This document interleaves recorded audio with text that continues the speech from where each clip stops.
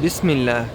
عن البراء بن عازب رضي الله عنه أنه قال: كان رجل يقرأ سورة الكهف وإلى جانبه حصان مربوط بشطنين، فتغشته سحابة فجعلت تدنو وتدنو، وجعل فرسه ينفر.